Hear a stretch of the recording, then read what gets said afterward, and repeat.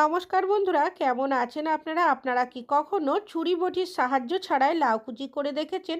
Switch বোর্ডের মধ্যে আপনারা কি কখনো টিপ লাগিয়ে দেখেছেন? কি হতে পারে?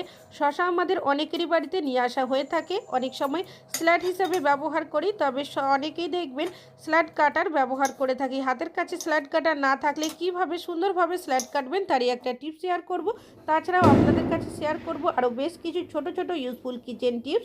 চলুন দেখে নেওয়া যাক আজকের প্রথম টিপসটা। আপনারা কি কখনো সেফটি পিনের মধ্যে টিপ পরিয়ে দেখেছেন? কি হতে পারে? আমরা প্রত্যেকটা মহিলারাই কিন্তু শাড়ি কম বেশি পরে থাকি, তবে শাড়ির কুচিতে হোক কি পিন আপে বা সালোয়ার কামিজ পরার সময় ওড়না আটকানোর জন্য আমরা অনেকে দেখবেন সেফটি পিনের ব্যবহার করে থাকি। জামা কাপড় যদি কোনোভাবে একটু টানা যায়, অনেক সময় দেখা যায় সেফটি পিনটা জামা কাপড়ের মধ্যে এমনভাবে আটকে যায় সহজে খুলতে পারি না। আর জোর করে যদি টানাটানি করে খুলতে যায়, সেক্ষেত্রে দেখা যায় সেই জামা কাপড় ফুটো হয়ে যায়, ছিঁড়ে যায়। তবে যখনই আপনারা কোনো জামা কাপড়ের মধ্যে সেফটি পিনের ব্যবহার করবেন, একটা কাজ যদি করে নিতে পারেন, তাহলে দেখবেন এই সমস্যা আপনাদের কিন্তু কখনোই হবে না। তো কি করবেন? নিয়ে নেবেন টিপ।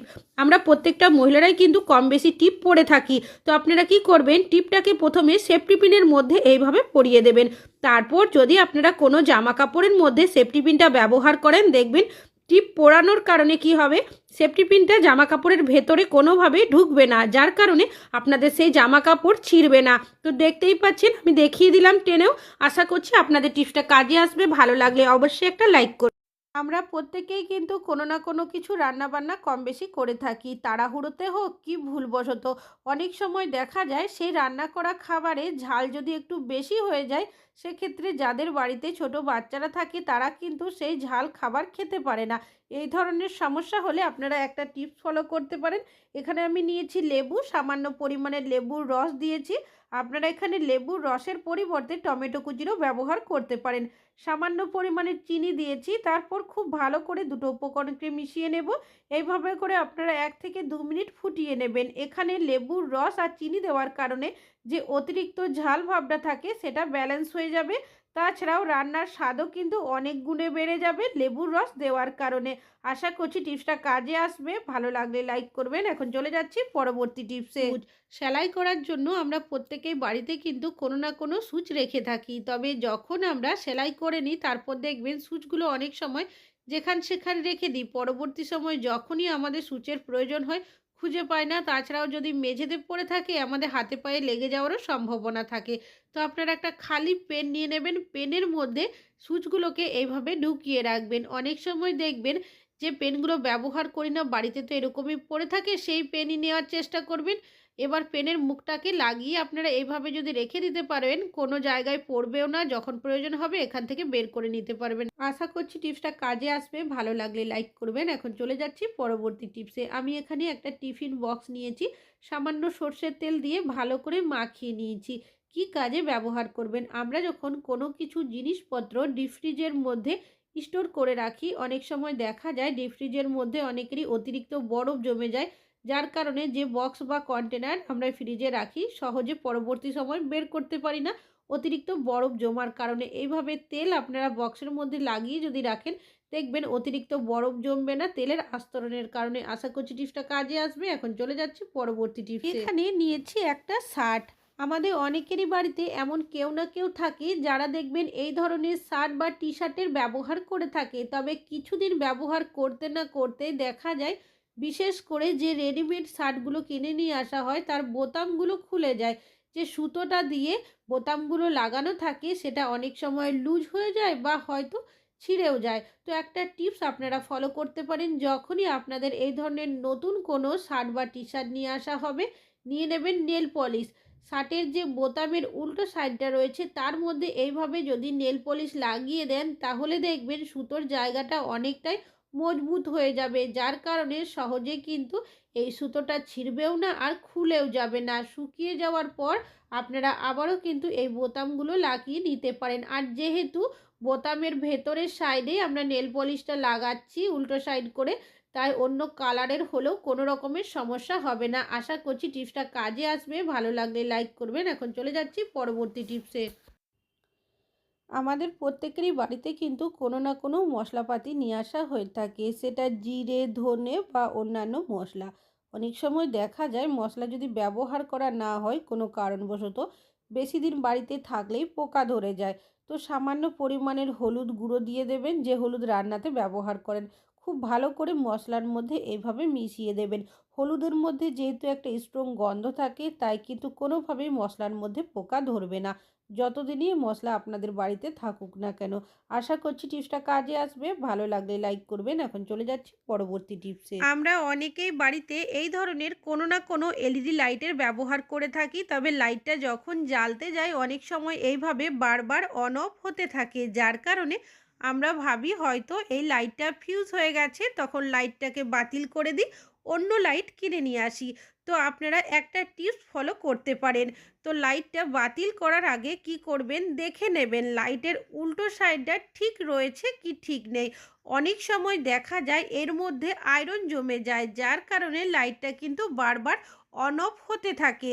তো আমি এখানে একটা পিলার নিয়েছি। পিলার যে মাঝখানে জায়গাটা রয়েছে সেটা অনেকটাই ধারালো হয়।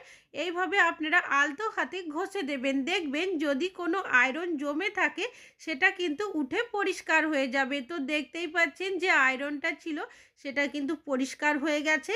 তবে আর যাতে এখানে আয়রন কোনোভাবে না জমে, সেক্ষেত্রে আপনারা একটা টিপস ফলো করতে পারেন। কি করবেন, নিয়ে নেবেন নেল পেন্ট বা নেল পলিশ, যে কোনো কিছুর ব্যবহার করতে পারেন। এইভাবে আপনাদের যে এলইডি লাইটগুলো থাকে তার মধ্যে লাগিয়ে রেখে দেবেন 5 মিনিটের জন্য। যখন ভালো মতো শুকিয়ে যাবে তারপর লাইটগুলো কিন্তু আপনারা লাগিয়ে জ্বালতে পারেন। দেখবেন কোনো রকমের সমস্যা হবে না, লাইটটাও কিন্তু বারবার অন অফ হবে না, সুন্দরভাবে জ্বলতে শুরু করবে। আশা করছি আপনাদের টিপসটা কাজে আসবে। ভালো লাগলে লাইক করবেন। এখন চলে যাচ্ছি পরবর্তী টিপসে। এখানে নিয়েছি শশা। শশা আমাদের কম বেশি অনেকেরই বাড়িতে নিয়ে আসা হয়ে থাকে। শশা আমরা অনেকেই খাই, অনেকে স্যালাড হিসেবেও শশা খেয়ে থাকি। তবে বাড়িতে যখন আত্মীয় স্বজন আসার থাকে, অন্যান্য জিনিস যেমন আমরা সুন্দরভাবে গুছিয়ে দিই, ঠিক সেরকমই স্যালাডটাকেও অনেকেই আমরা দেখবেন সুন্দরভাবে কেটে দিই। তবে স্যালাড কাটার জন্য অনেকে স্যালাড কাটার যে মেশিন পাওয়া যায় সেটার ব্যবহার করি, তবে সবার কাছে সব সময় স্যালাড কাটার মেশিন থাকে না। সেক্ষেত্রে আপনারা কি করবেন, আমি এখানে পিলারের সাহায্যে শশার মধ্যে এইভাবে করে দাগ কেটে নিচ্ছি। পুরো শশার মধ্যেই কিন্তু এভাবে দাগ কেটে নিতে হবে। যেহেতু পিলারের সাইডটা অমসৃণ থাকে, তাই কাজটি করতেও কোনো রকমের অসুবিধা হবে না। এবার যখন আপনারা শশাটা কাটবেন একটু ব্যাকা করে কাটবেন, তাহলে দেখতে আরও বেশি সুন্দর লাগবে। তো আপনাদের হাতের কাছে যদি স্যালাড কাটার কোনো মেশিন না থাকে, এইভাবে কিন্তু স্যালাডটা সুন্দরভাবে কেটে নিতে পারেন। আশা করছি আপনাদের টিপসটা কাজে আসবে। ভালো লাগলে লাইক করবেন। এখন চলে যাচ্ছি পরবর্তী টিপসে। আমি এখানে নিয়েছি দেশলাই কাঠির বক্স। আমরা দেশলাই কাঠি বিভিন্ন কাজে জ্বালানোর জন্য ব্যবহার করে থাকি, তবে যখন প্রয়োজন হয়ে যায় আমরা দেখবেন বাড়ির মধ্যে যেখানে সেখানে কাঠিগুলো ফেলে দিই, এতে করে দেখতেও বাজে লাগে, ঘরটাও নোংরা হয়। তো আপনারা একটা টিপস ফলো করতে পারেন। আরও একটা দেশলাইয়ের বক্স নিয়েছি, আর এই বক্সটা কিন্তু খালি রয়েছে। এখানে নিয়েছি ডবল সাইজের টেপের টুকরো। এইভাবে করে বক্সের উল্টো সাইডে লাগিয়ে নিয়েছি, কাগজের মতো অংশটাকেও তুলে নিয়েছি। আরও একটা যে বক্স ছিল খালি সেটাকে সেট করে দিয়েছি। এবার যখনই আপনারা দেশলাই কাঠি কোনো কিছু প্রয়োজনে ব্যবহার করবেন, এইভাবে এখান সেখান ছুঁড়ে ফেলে না দিয়ে আপনারা কি করবেন, আরও একটা যে খালি বক্সটা রয়েছে তার উল্টো সাইডে রেখে দেবেন। এতে করে আপনাদের ঘরটাও নোংরা হবে না, আর যখন এই বক্সটা ভর্তি হয়ে যাবে কাঠিগুলো ফেলে দেবেন। আশা করছি টিপসটা কাজে আসবে। ভালো লাগলে লাইক করবেন। এখন চলে যাচ্ছি পরবর্তী টিপসে। কখনো ছুরি বটির সাহায্য ছাড়াই লাউ কুচি করে দেখেছেন? আমি এখানে নিয়েছি লাউ। লাউ আমাদের প্রত্যেকেরই বাড়িতে কম বেশি নিয়ে আসা হয়ে থাকে।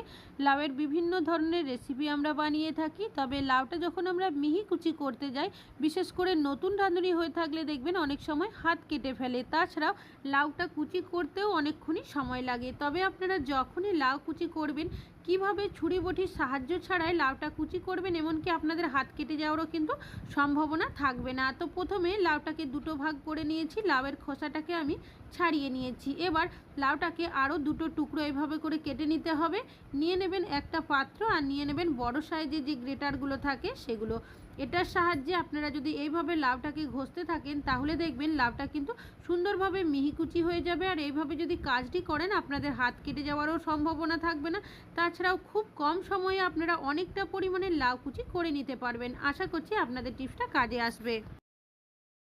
ওভেনের ওপরে আপনারা কি কখনো চায়ের পাতা দিয়েছেন? না দিয়ে থাকলে অবশ্যই একবার দিন। রান্নাবান্না করার পর আমাদের গ্যাস ওভেনের অবস্থা ঠিক এইরকম হয়ে যায়। তাছাড়াও যে বার্নারগুলো থাকে সেখানে অনেক সময় তেল পড়ে যায়, জল পড়ে যায়, খাবারের টুকরো পড়ে যায়, যার ফলে দেখবেন ভালোভাবে জ্বলে না। এখানে আমি নিয়েছি বেশ কিছুটা চায়ের পাতা। চা ব্যবহার করার পর আমাদের যে চায়ের পাতাটা থাকে সেটা আমি ফেলে না দিয়ে এটাকেই কাজে লাগাবো। নিয়েছি বেশ কিছুটা গরম জল। এবার এখান থেকে কিছুটা চায়ের পাতা আমি এই জলের মধ্যে দিয়ে দেবো। কিছুক্ষণ অপেক্ষা করব যাতে চায়ের লিকারটা জলের সাথে ভালোভাবে মিশে যায়। এখন আমি নিয়েছি একটা পাত্র আর নিয়েছি ছাঁকনি। এবার চায়ের লিকারটা যেটা রয়েছে সেটাকে ছেঁকে নেব আর এর মধ্যে দিয়ে দিলাম 2 চামচ আমি বেকিং সোডা, দিয়ে দেবো আমি 2 ঢাকনার মতো ভিনিগার। ভিনিগার না থাকলে লেবুর রসও কিন্তু 2 চামচ ব্যবহার করতে পারেন। ভালো করে মিশিয়ে নেওয়ার পর 1 চামচ সার্ফ দিয়ে দিয়েছি, আরও ভালো করে মিশিয়ে দিলাম। এখন আমি এই যে বার্নারগুলো রয়েছে এখান থেকে খুলে এই লিকারের মধ্যে দিয়ে 5 মিনিট রেখে দেব। অন্যদিকে চায়ের পাতা দিয়ে আমি এইভাবে করে গ্যাস ওভেনটাকে পরিষ্কার করে একটা ভিজে কাপড় দিয়ে মুছে নিয়েছি। আর বার্নারগুলো আমি একটা ব্রাশের সাহায্যে লগড়ে পরিষ্কার জল দিয়ে ধুয়ে তারপর দেখিয়ে দিচ্ছি। আমরা প্রত্যেকেই বাড়িতে কিন্তু কোনো না কোনো সুইচ বোর্ডের ব্যবহার করে থাকি, তবে অনেকেরই বাড়ির যে সুইচ বোর্ডটা থাকে দেখা যায় মেঝের থেকে অনেকটাই নিচে থাকে। তবে সমস্যাটা কি হয়, যাদের বাড়িতে ছোট বাচ্চারা থাকে তারা অনেক সময় দেখবেন খেলতে গিয়ে সুইচ বোর্ডের আশেপাশে যদি যায়, হোল্ডার লাগানো যে জায়গাটা থাকে তার মধ্যে আঙুল ঢুকিয়ে দেয়, আর এতে করে অনেক বড় বিপদ হওয়ারও সম্ভাবনা থাকে। তো আপনারা কি করবেন, নিয়ে নেবেন টিপের পা। টিপগুলো আপনারা এইভাবে করে হোল্ডার লাগানোর জায়গার মধ্যে লাগিয়ে দেবেন। এতে কি হবে, একটা কভার হয়ে যাবে। অনেকেরই দেখবেন এই জায়গাগুলোতে কভার দেওয়া থাকে, আবার অনেকেরই খোলা অবস্থায় থাকে। তো সেক্ষেত্রে এইভাবে যদি টিপ লাগিয়ে রেখে দিতে পারেন, বাড়িতে যদি ছোট বাচ্চারাও থাকে তারা কিন্তু সহজে এখানে আঙুল ঢোকাতে পারবে না, যার কারণে অনেক বড় বিপদ থেকে কিন্তু আমরা বেঁচে যেতে পারি। আশা করছি টিপসটা কাজে আসবে। এখন চলে যাচ্ছি পরবর্তী টিপসে। টিপসটা হলো সুইচ বোর্ড নিয়েই। অনেক সময় দেখবেন দিনের বেলা আমাদের হয়তো লাইট জ্বালানোর প্রয়োজন হয় না, তাও যাদের বাড়িতে ছোট বাচ্চারা থাকে তারা দুষ্টুমি করে লাইটটা জ্বালিয়ে রেখে দেয়, আবার কখনো সখনো পাখাও চালিয়ে রেখে দেয়। যেটা আমরা খেয়াল না করলে এইভাবে যদি অনেকক্ষণ লাইট বা পাখা চলতে থাকে তাহলে ইলেকট্রিক বিল অনেকটাই বেশি আসে। এই জিনিসগুলো আপনারা অবশ্যই একটু লক্ষ্য রাখবেন। যদি দেখেন বিনা কারণে পাখা চলছে বা লাইট জ্বালানো রয়েছে সেক্ষেত্রে বন্ধ করে রাখবেন, তাহলে দেখবেন ইলেকট্রিক বিল অনেকটাই কম আসবে। আশা করছি টিপসটা কাজে আসবে। এখন চলে যাচ্ছি পরবর্তী টিপস।